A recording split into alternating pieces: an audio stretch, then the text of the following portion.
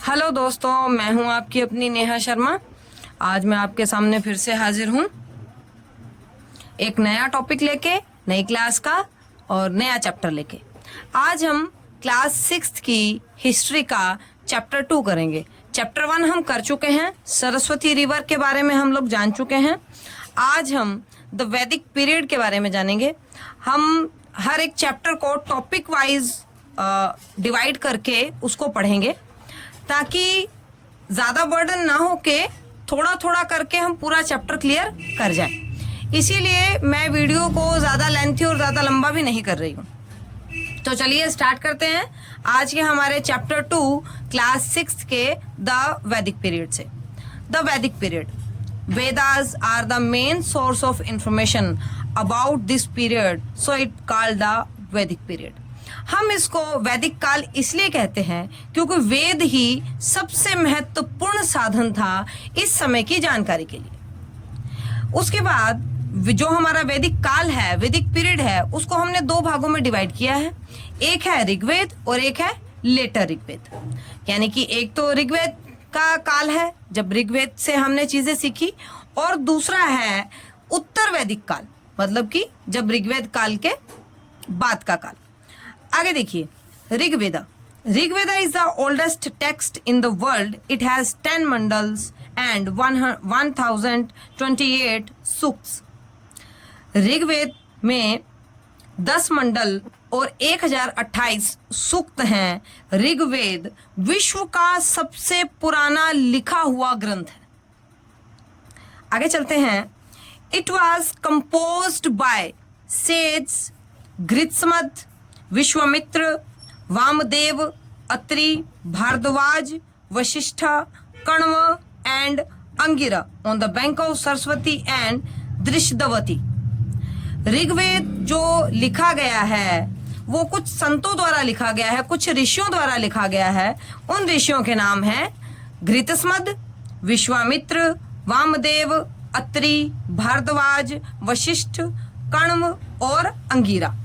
इन्होंने ऋग्वेद की रचना सरस्वती नदी के किनारे और सरस्वती नदी और दृश्यवती नदी यमुना को कहा जाता था। इन 2 नदियों के किनारे बैठ के इन्होंने ये वेद लिखे हैं। Saraswati is the most sacred river of Rigveda. Rigveda की सबसे प्राचीन जो नदी है, सबसे पवित्र जो नदी है, वो सरस्वती नदी है।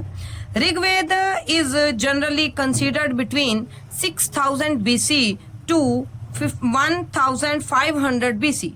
जो ऋग्वेद है उनका जो समय है वो 6000 से 1500 BC के बीच में माना गया है। Rigveda described the river Sindhu, Jhelum, Chenab, Ravi, Sutlej, Yamuna and Ganga and the geographical area of the सप्त सैंधव region। ऋग्वेद में कुछ नदियों का व्याख्यान किया गया है। वो नदियां हैं सिंधु, झेलम, चिनाब, रावी, सतलुज, यमुना और गंगा। आप एक बात को समझ लीजिए कि ऋग्वेद की सबसे पवित्र नदी सरस्वती थी, गंगा नहीं। गंगा हमारी आज की सबसे पवित्र नदी है, परंतु ऋग्वेद में गंगा के बारे में, सिंधु, झेलम, चिनाब, रावी, सतलुज और यमुना के बारे में लिखा गया है, बताया गया है। और जो भी ज्योग्राफिकल, जो भी भूगोलिक क्षेत्र था, सप्त सैंधव क्षेत्र जिसको हम कहते थे, उसके बारे में वर्णन किया गया है। अब आगे चलते हैं। तो आगे इस टॉपिक के कुछ 5 सवाल मैंने लिखे हैं। हिंदी मीडियम वालों को कोई भी परेशानी ना हो इसलिए मैंने ये सवाल हिंदी में लिखे हैं, और जो डिस्क्राइब करती हूँ मैं पूरे टॉपिक का वो हिंदी में करती हूँ और इंग्लिश में भी करती हूँ, तो हिंदी मीडियम वालों को कहीं भी कोई दिक्कत नहीं होनी चाहिए।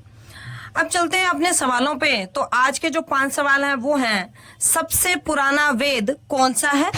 ऋग्वेद में कितने मंडल हैं? ऋग्वेद में कितने सूक्त हैं? ऋग्वेद की सबसे प्राचीन नदी कौन सी है? ऋग्वेद में किन नदियों का वर्णन किया गया है?